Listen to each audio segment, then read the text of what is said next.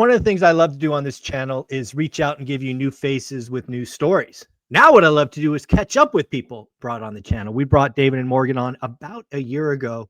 So why don't we check in with them, see what's going on? We ran into each other at Bigger Pockets or BPCon, which was a blast. But let's catch up with David and Morgan. How you guys doing? We're good. Yeah, we're officially in sweater weather in New York. So it's getting sweater a little chilly. weather in New York. What does that mean? Like 40 or 50? What is sweater weather in New York? I'd say like 50s and then freezing temperatures at night. Oh, yes. So it's been cold. Winter is coming. It is. I'll take your Nevada weather any day. Yeah, exactly. It's like 65, in the morning. It's beautiful. Beautiful. Drink a cup of coffee outside. It's awesome. Well, why don't we catch up the audience? First off, just remind people who you are, what you do, and then I'd love to hear what you guys have been doing the last 12 months. Yeah, I'll let you, do you want to? Yeah, so we're just Morgan and David from New York. We were on last year with Michael Zuber to talk about our sobriety homes. At the time, I believe we had 10 homes. 10 homes. Yep. And so we've bought 3 the past year. Wow. And yeah, it's been a fun journey, even though the interest rates have been crazy. Absolutely. Inflation. Yeah. Well, let's remind people, what is a sobriety home? So sobriety home is a home that houses people that are going through recovery. So they've gone through some type of formal recovery, and this is an outlet for them after. So they all live together and they all share the common interest of let's get back on track with their lives together. So they all have a job to do in that home, and they have weekly meetings in terms of staying on that track and being positive people in life. And they've already gone through recovery. Correct. So they have to be placed into a home afterwards to continue their sobriety. And it just gives them a safe place to do so. Absolutely. So would you call a sobriety home kind of that stopgap between active recovery and entering normal life? It's kind of like, hey, give you a test run. That's kind of the way to think about it? That is exactly it. Absolutely. And a lot of our tenants are separated from their family and their kids and their friends.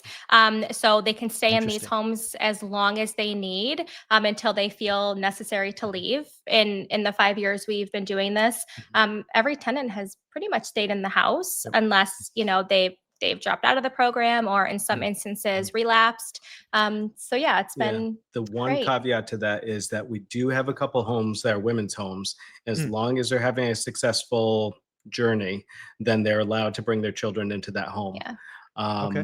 Everyone has to sign off on it, but it brings a positive, a very big positive to the house. Having children run around, I think it helps everyone's recovery a little bit better. Yeah, absolutely. I love that. I am curious.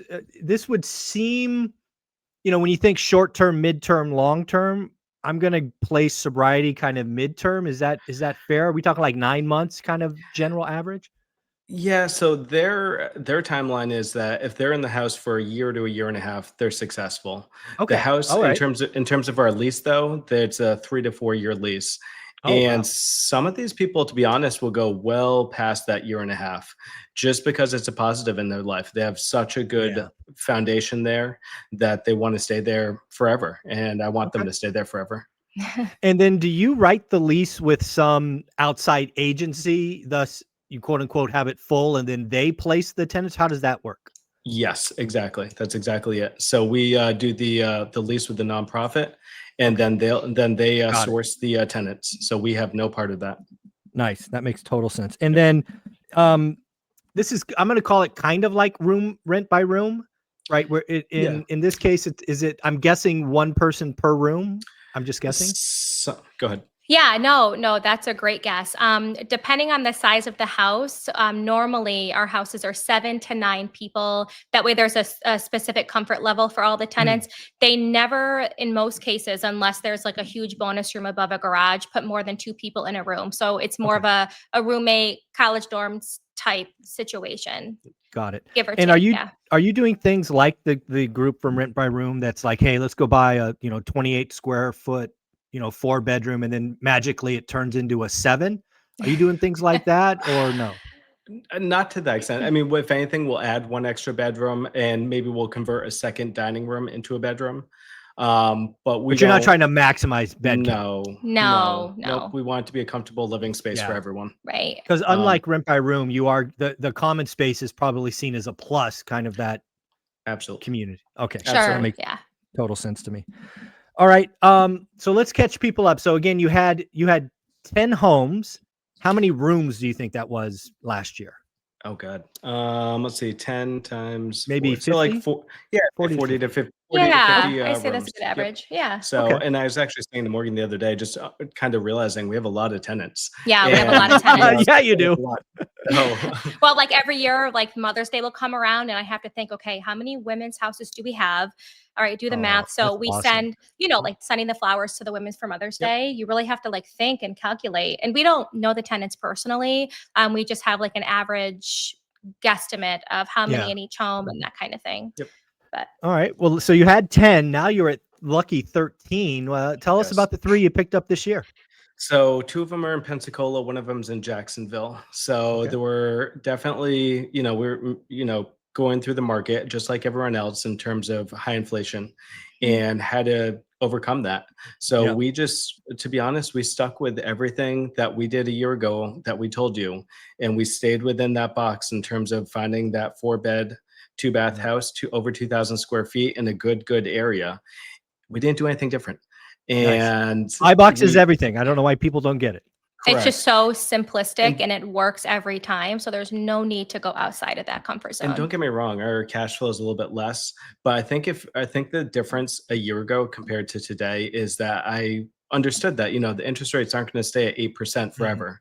At Right. some point, they're going to go down to 6, maybe 5%. And so we're coming up on potentially refinancing a couple of those. Yeah. So it worked out. It worked out pretty well. Yeah. Nice. I love that. So now you're at 13. I'm curious, do you have 13 different agencies that you work with, or because you guys are known entities now doing this for multiple years, the entities are like, hey, the next one you got, we want it. Like, what's that Abs- like? Yeah, so we go ahead. I'll let No, you. go ahead. Okay. No. So Yeah. yeah, we're sticking with the same nonprofit. The only difference this coming year is that we're starting to branch out to other states as well. Mhm. Mm. So that will be a little different. Not in a bad way whatsoever, but Yeah. we're looking at Tennessee, Mhm. and it'd be nice to not have hurricanes looming over our heads every September. And I mean, I understand they're gonna be there too. Yeah, But we got into a little situation this year with insurance companies I and bet. extremely high Mhm. rates. So I think we need to move a little bit away from the coast Okay. and just checking out the Tennessee market seems really amazing. But we have some homework to do first. Absolutely. So let's talk about that homework. So again, I think a lot of people are looking at your success in sobriety homes going, themes kind of rinse and repeat. Like we got Mhm. drunks here Absolutely. too, not to be belligerent, but that, Yeah. we have No, it's people in good. trouble too that need help.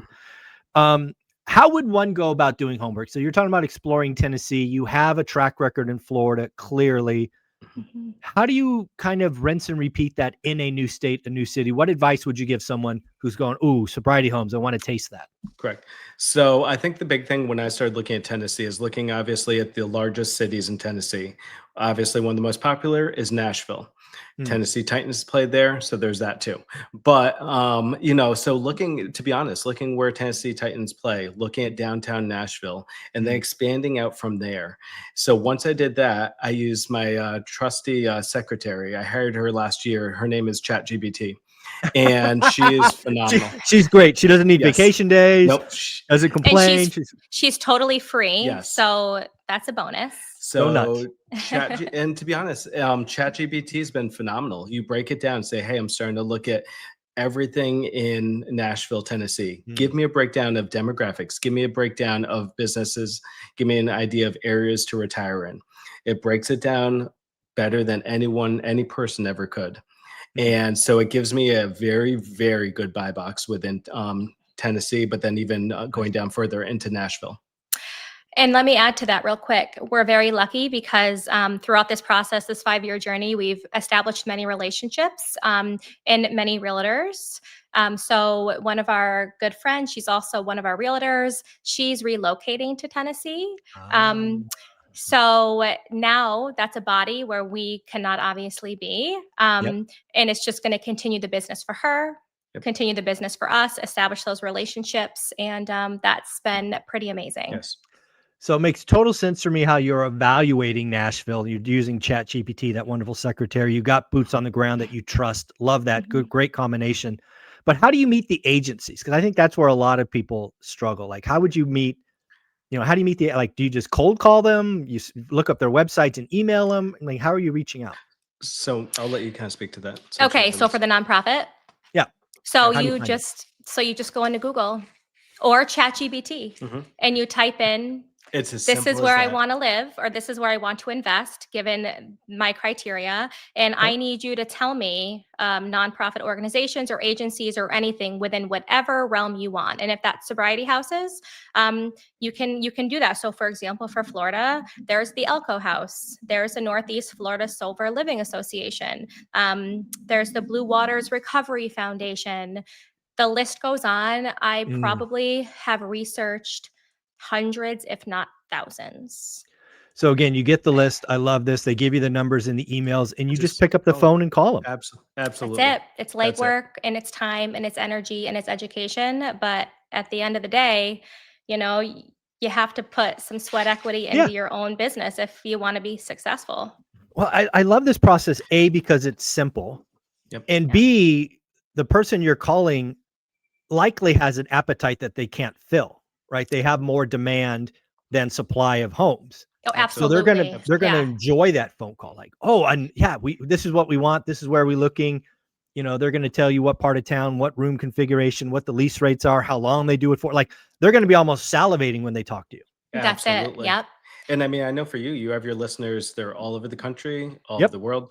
And so you have, your listeners that live in Connecticut, California, Washington State. It's as easy as that, like that Morgan said, just going on Google or ChatGPT, putting in that information, and it can work anywhere. Yeah. I think there's going to be a lot of people in my audience that have lots of questions about sobriety houses. This is your area of expertise. How can they reach out to you, follow you, DM you? Where do we send them? Let's ask that right now. We'll do it again at the end. Yep. Sure. So we have our general website. It's stanhopecapitallllc.com. And then underneath there, we have all of our handles for our Instagram page, which I'm running solely. Nobody works for us. It's just Dave and I. So I'm trying to do my best to upload content when I can and record little videos on what we think people really want to know. But Instagram's a great place, and you'll see our Stanhope Capital LLC. We can be DM'd right on there. And it's Stan with an S. Stanhope Capital. Stanhope-capital.com. Oh, for our website. Website. Yeah. Very cool. Well, let's make sure you guys reach out, because I know there's tons of opportunity here. Again, I think sobriety houses is a great. I like it as a stopgap. Like, I see a lot of movement rent by room, and I see kind of the cannibalization of homes, and it doesn't make me feel great turning a 5-bedroom home into a 9-bedroom home. It just doesn't feel right to me. I think sobriety homes and these recovery homes are a nice, and then you just lease it to one body. I mean, talk about no turnover, and it's just a magic, I think. I look at rent by the room, and this is just me personally, but I look at rent by the room the same as I look at Airbnb. It's just another fad. It will go away in the next year and a half. Correct. It'll go away in a year and a half. That's it. Sober living is something that's been around for decades, 40, 50 years. Oh, forever. And long-term rentals is something that's going to be around for another 40 or 50, forever.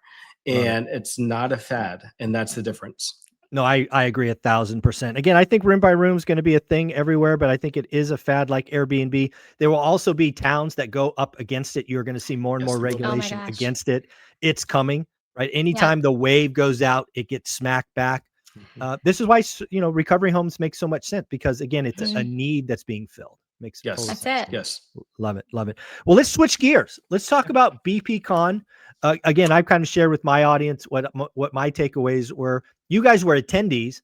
I'm curious, why'd you fly across the country? Why'd you do it? How'd you maximize the value? And then I have some feedback that I took away from watching you guys' Instagram, but we'll go for why did you go first? Go ahead. I wanted to get away from the kids and have a date weekend. You wanted to be alone with your wife? Yeah. Come on, David, that's not okay. No, it's so funny because the only time we've really ever left our kids for long term was BBCon 2023 in Orlando.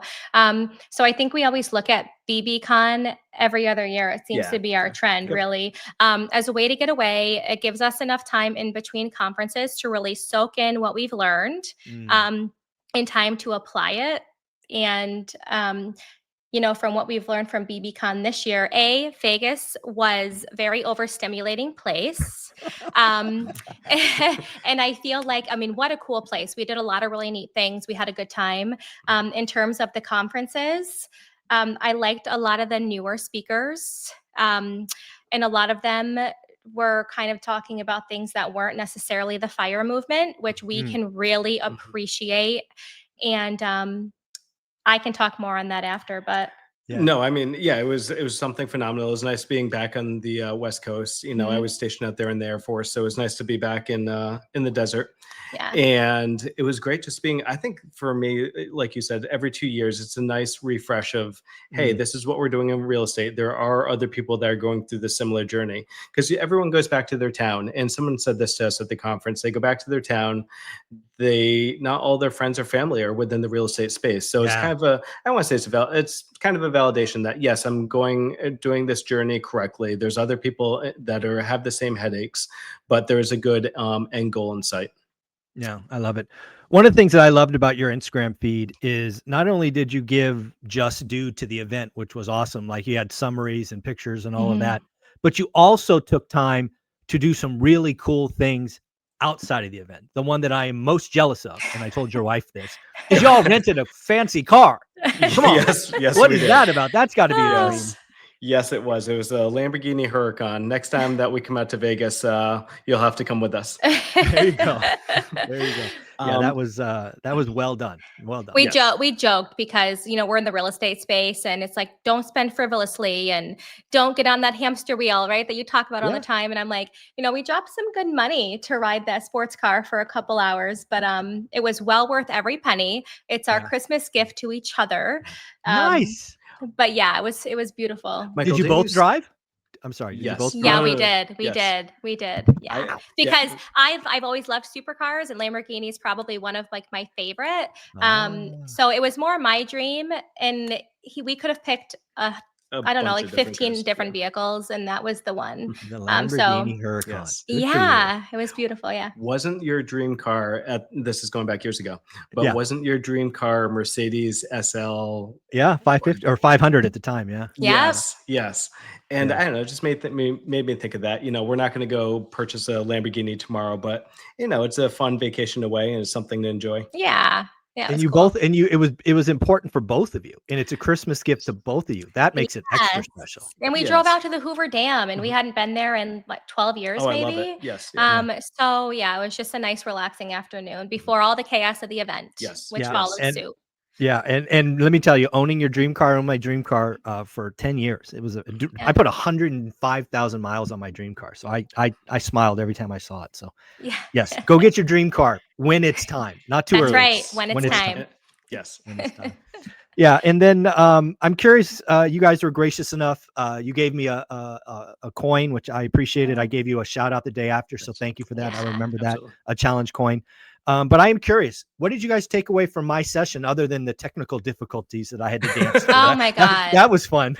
That was my favorite session of the whole conference, of course. But the fact that it's realistic, that everybody can really digest and accomplish. I feel like in the real estate world, so many people are told things that might not be true without putting a lot of legwork into it. Before any of that happens, like you have to go back to the basics and like really reevaluate your life, how much money you actually make. But like a lot of people are they say a lot, but they don't do a lot. So that is just so motivating. So many ways. Yeah, and I agree. I like my favorite slide of all your slides was the hamster wheel, because it's important. Very, very relatable to everyone. Yeah. And like you had said, you and Dion were talking the other day, and you had said, you could make $300,000 a year, but it doesn't pay, but then you also have someone that makes 50,000. That person that makes 50,000 might end up being more successful because they understand the, hey, let's not spend frivolously. And I think if everyone just understood that simple concept, then everyone could have that similar journey. Yeah. Again, I think getting wealthy is a very simple formula. It does take sacrifice. It takes focus, commitment. The first 5 years suck, and it takes a decade. But I mean, you're going to be alive in 10 years anyway. invest like it, act like it. Don't just YOLO life and 10 years from now, you're more in debt and the hamster wheel's bigger. And when you get a really big wheel, it doesn't take a lot to stop it. And that hurts.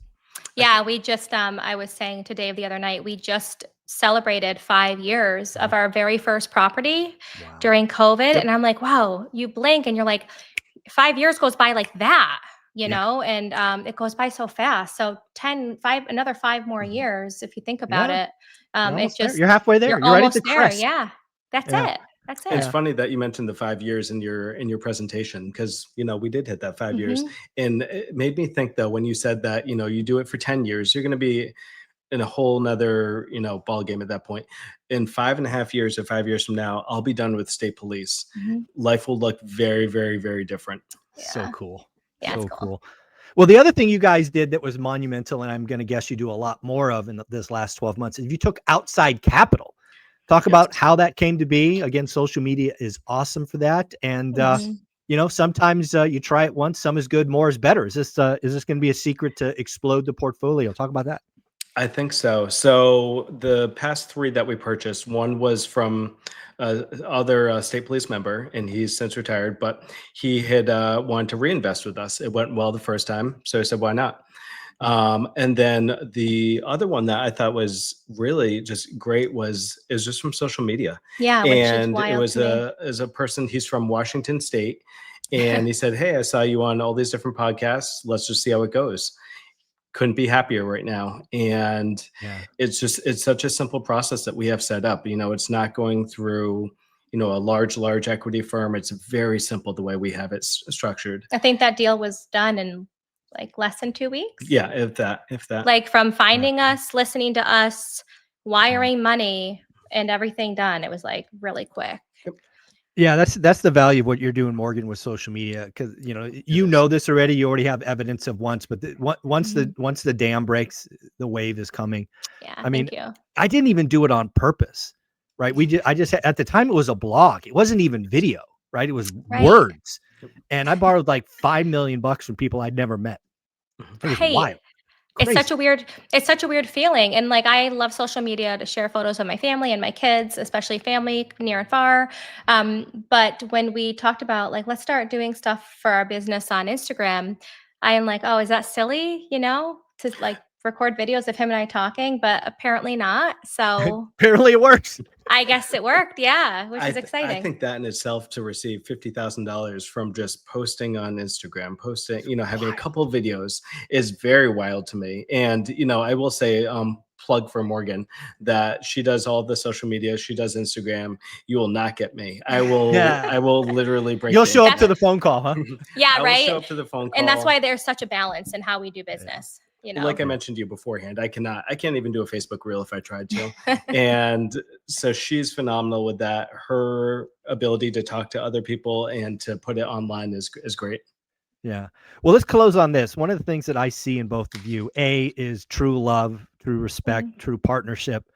Talk about, each one of you give kind of a secret weapon, let's actually do this. David, you talk to the women, and Morgan, you talk to the men that are watching this with one piece of advice that you would give kind of the opposite sex to have a relationship like the two that you enjoy. Let's do ladies first. Morgan, what would you say to the men? I feel like women are always multitasking. I think that's just how our brains are wired. Science says that's how our brains are wired. I think we need to be gracious with our partners, because if you're, in a monogamous relationship. Totally stole my David, think, David, think. Yeah, you have to understand how the male brain works. If you're in a hetero relationship, you need to understand how the male brain works and take everything with grace. If you think your partner knows something, they might not know something. So I'm always, I think, showing Dave how I expect things to be done, and hopefully he learns. That's just like a little funny between the two of us. But nice. No, I think just having grace, really. And if you're into knowing love languages, I think that really helps. Nice. Yeah. All right, David. So I should let you go first. What's my love language? Well, I can't say what his love language is on YouTube, but I think. I think for all the ladies out there, whether you're married, whether you're in a relationship, whatever relationship you are with another person, is to, and I agree with you, is to put a little bit of trust in them, but you need to do it together. And we had spoke about this last time we were on your podcast, that it's very, very difficult to do this journey alone. You need to have a spouse with you. And it doesn't mean that you need to, when we started this in 2020, Morgan is at home with our children. She's at home breastfeeding. I wasn't doing that. And I'm going to work. I'm learning, YouTube, podcasts, all that. And so my level of understanding and education is up here. Morgan's is down here for real estate. But to give your spouse a little bit of grace and understand that you're going to catch up at some point. You're going to do that. And we're coming up to that point now. Both of our kids are in school now. And you will reach that point where you're on par with each other and you're both in it together. But you need to have a little bit of grace to do that. And patience. Awesome. Yeah. Yeah, you guys are amazing. Such a wonderful couple to watch. You guys do such great work, Morgan, on social media. Let's tell them one more time. Where can people follow you, reach out? Because I do think you're going to get a lot of people pinging you for sobriety homes. Where do they go? Absolutely. So our website is definitely a good place to go. It's www.stanhope-capital.com. And Morgan maintains all the social media, and she has all the Instagram, Facebook handles, all that. Yep. And it's and our Instagram is stanhopecapitallllc.com, or whatever the Instagram is, not .com, but Stanhope Capital LLC. So you can DM me on there. And we do have an email associated as well. So either works. Very cool, folks. Give them a ping. Tell me you love this video. Go ahead and ask questions, because I know you guys have some that I missed. Thank you so much, David and Morgan. You guys are amazing. Take care. Thank you.